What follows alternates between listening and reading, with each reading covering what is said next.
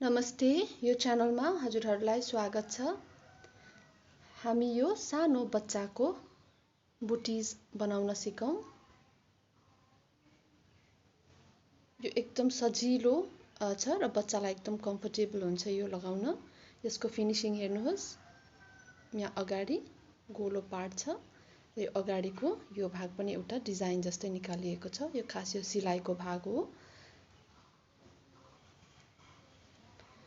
आउनुहोस् यो बनाउन सिकौं।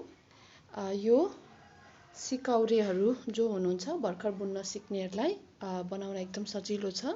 हजुरहरूले ट्राई गर्नुभयो हुन्छ। मैले यो धागो दुईवटा डबल लिएको छु किनभने बच्चाहरूको यो बुटीज बनाउँदा मोटो धागो लिनुभयो भने यो शेप राम्रो बस्छ एक त प्लस नरम हुन्छ यो।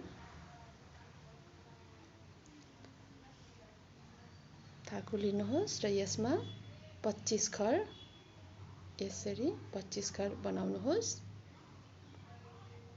1 यसमा 2 3 4 5 यसरी नै 25 खर बनाउनुहोस्। हेर्नुहोस् यहाँ 25 खर तयार छ। अब हामी यसलाई सुल्टो बुनाइ गर्छौं।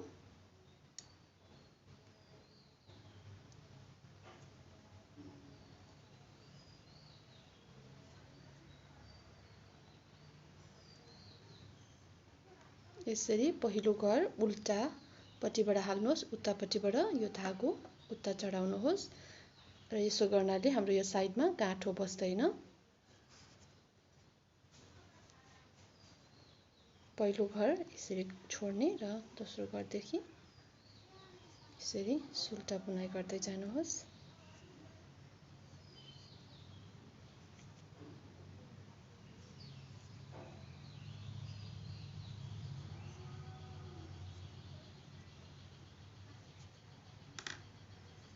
यसरी नै सुल्टो बुनाइ गर्दै यो छेउसम्म जानुहोस्।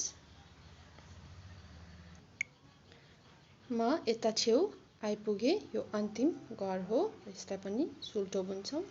हाम्रो यो फर्स्ट रो सकियो।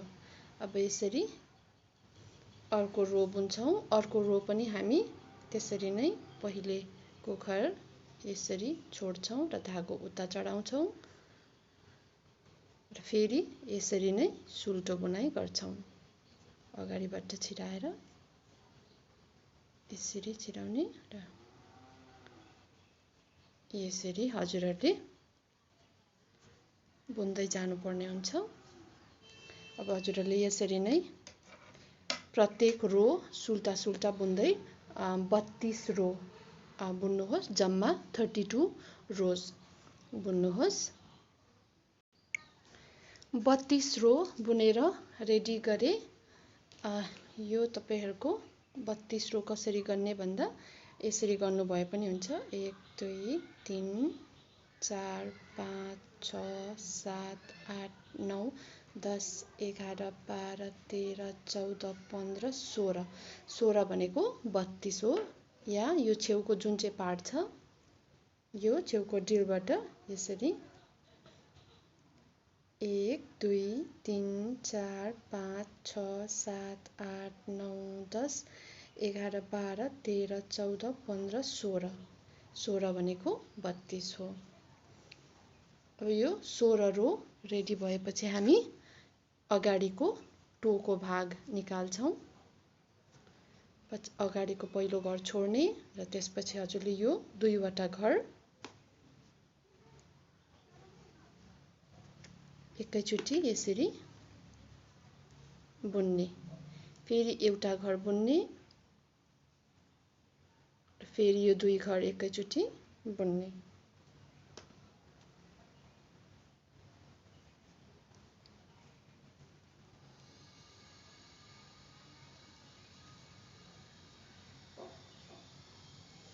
यो फेरि एक घर बुन्ने, फेरि दुई घर एकैचोटी बुन्ने, फेरि एक घर, फेरि दुई घर। यसरी नै यो रो हामी पालैसँग दुई घर एक घर गर्दै बुन्छौं। दुई घर भयो। अब एक घर, दुई घर, एक घर, दुई घर, एक घर, दुई घर, एक घर,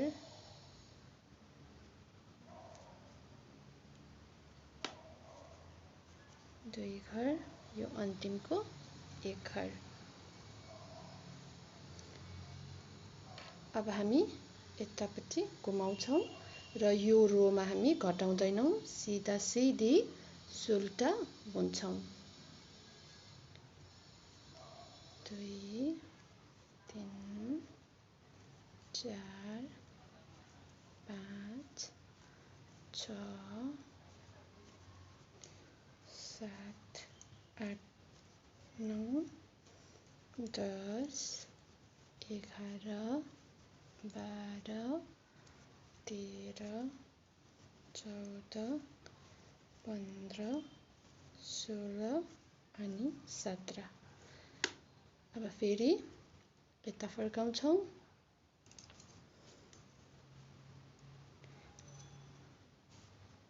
एक घर छोड्ने, धागो उता चढाउने, त्यसो गर्नाले यस्तो शेप आउँछ हाम्रो साइडमा एज। अब फेरि यो दुई घर बुन्ने, फेरि एक घर, दुई घर बुन्ने,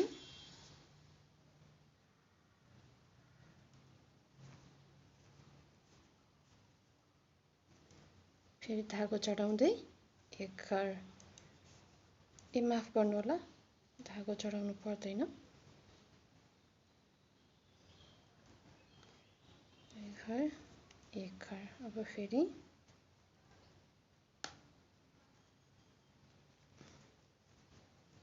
दुई घर एक घर। यसरी नै दुई घर एक घर गर्दै मार्दै जानुहोस्।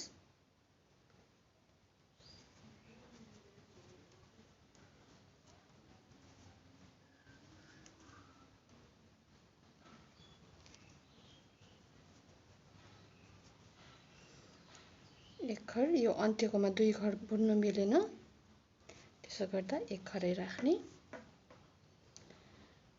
अब फेरि यो रो हामी सिधा सिधी सुल्टा बुन्ने।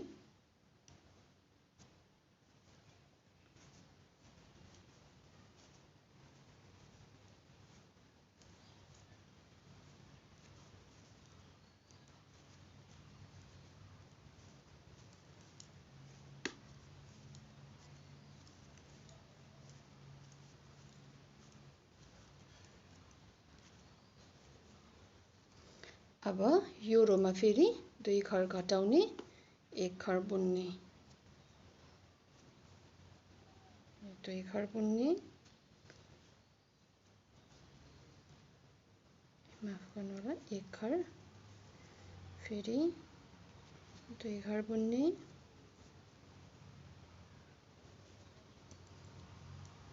एक घर,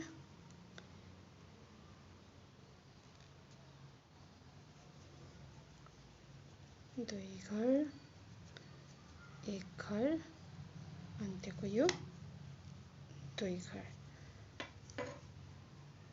अब हेर्नुहोस् 3 4 5 6 7 8 घर रह्यो। अब हामी यहाँदेखि घटाउँदैनौं, यता फर्काउने।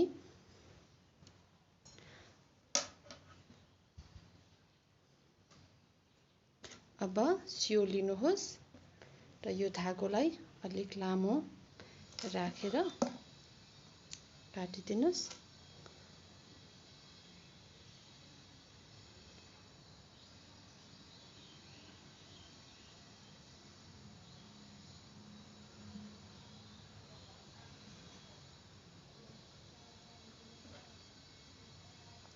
अब हामी यो घर जुन छ, यो घर सबै यसरी बिस्तारी यतैपट्टिबाट यो धागो यहाँ छ र यतैपट्टिबाट हामी यो सियोमा सार्छौं सबै घर।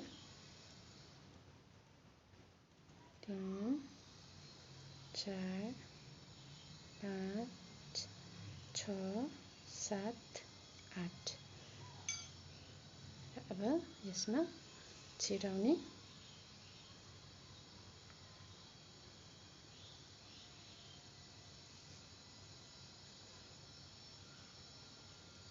फेरि हामी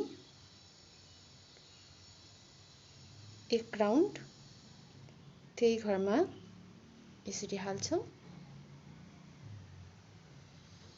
र हामी यसरी एक राउन्ड अब टाइट गर्छौं। अब यहाँ हाम्रो यसरी गोलो शेप निस्किन्छ। अब हामी उल्टा र सुल्टा छुटाउँछौं। यतापट्टि हेर्नुहोस् यस्तो शेप छ र यतापट्टि यस्तो। यहाँ सानो छ त्यही भएर हामी सानोपट्टि सुल्टा बनाउँछौं। त्यही भएर जुल्टा जुन हुन्छ त्यो भित्र राख्ने उल्टा। अब हामी यसको आधा ठिक्क यसरी यहाँ आधासम्म सिलाउने। त्यसको लागि हामी यहाँ साइडमा काउन्ट गरौँ कति हुन्छ। 1 2 3 4 5 6 7 8 9 10 11 12 13 14 15 16 17 18 19 20। 20 छ भनेपछि हामी 10 सिलाउँछौं। अब सिलाउँदाखेरि हाम्रो यसको पनि यता र उताको पार्ट छ, यसमा पनि यता र उता। हामी यो बाहिरीपट्टि जुन चाहिँ छ यो बाहिरी भाग जुन छ बाहिरी, यो उतापट्टिको पनि बाहिरी भाग मात्रै टिप्छौं र यसरी सिलाउँछौं। यो पहिलोमा यसरी डबल सिलाउनुहोस्। यो बाहिरको भाग भयो, यो उतापट्टिको बाहिरको भाग। यो बाहिरको भाग, उतापट्टिको पनि बाहिरको भाग। यसरी नै 10 घर टिप्नुहोस्। हामीले 3 घर टिप्यौं। 4 5 6 7 8 9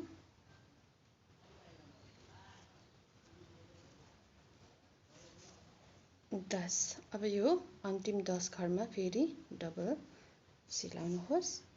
यसलाई यसरी बन्द गरिदिनुहोस् र यो धागो हामी काट्दैनौं। यसलाई यतिकै निकालेर छोड्दिन्छौं। अहिले हामीलाई बो लगाउन युज हुन्छ। अब हाम्रो उतापट्टि फर्काउँदाखेरि एउटा यो डिजाइन आउँछ। हामीले सिलाउँदाखेरि बाहिरीको भाग लिएनौं भने यो आउँदैन। त्यही भएर यो डिजाइनको लागि हामीले सिलायौं। अब यो यहीँ राख्ने एकछिन। यो माफ गर्नु होला उल्टापट्टिबाट। अब यहाँदेखि यहाँसम्म सिलाउने यो पछाडि कुर्कुजाको भाग हो। सियोले यसलाई यहाँ सिंगल सिंगल यही बाहिरी भागलाई एक अनि यो बाहिरी भागलाई, बाहिरी भाग भन्दा पनि यसको बाहिरी र भित्री छैन। जुन चाहिँ यो छड्के छड्के पार्ट आएको छ र यहाँ पनि यो छड्के छड्के पार्ट छ। यो छड्के भएको यसलाई उठाउनुहोस् र उताको पनि यो छड्के यसरी सिंगल सिंगल उठाउँदै सियोले सिलाउनुहोस् पुरै। यो एन्ड गरिसक्यो। अब यसलाई एक दुई चोटि लुकाइदिने।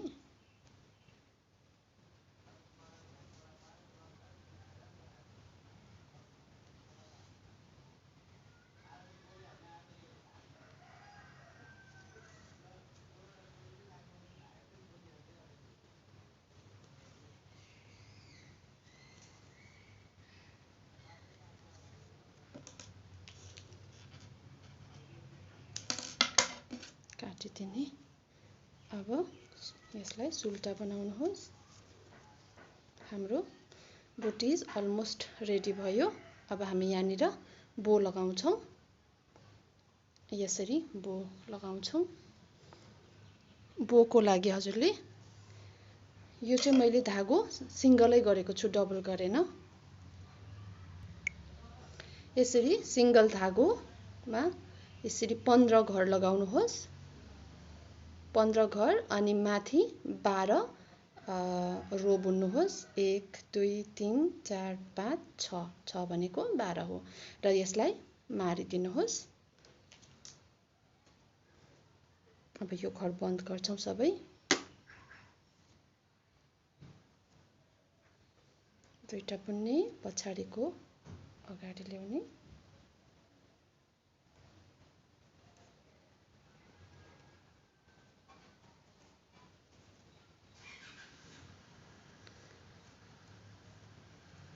यसरी नै हजुरले सबै परैसम्म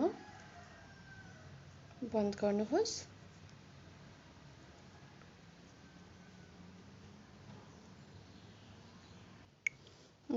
घर बन्द गरिसकेपछि यो सेप आउँछ। हेर्नुस्, अब यो सेपलाई हामी यहाँ रहेको धागोमा यसरी सियो राख्नुहोस् र अब यसलाई माथिबाट हामी सिलाउँछौँ। यसको बीच पार्ट जुन छ त्यसमा हामी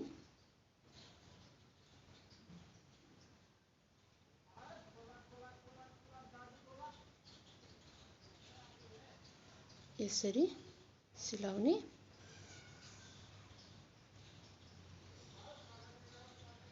त्यो भयो र अब यहाँ यसरी चिराउने र अब यो बीच पार्टलाई हामी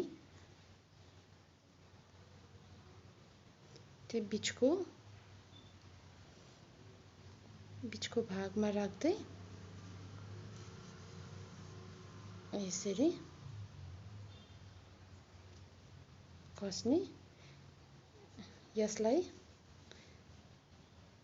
8-10 पल्ट यसरी गर्नुस्, किनभने हामी मोटो बनाउनु पर्छ र यसलाई यो कम्प्लिट भएपछि यहाँ भित्र कसेर भित्र बन्द गरिदिनुहोस्। यो हेर्नुहोस्, हजुरहरूको लागि यो बुटीज रेडी भइसकेको छ। हजुरहरूलाई यो भिडियो राम्रो लाग्यो भने सब्स्क्राइब, शेयर अनि लाइक गरिदिनु होला। धन्यवाद।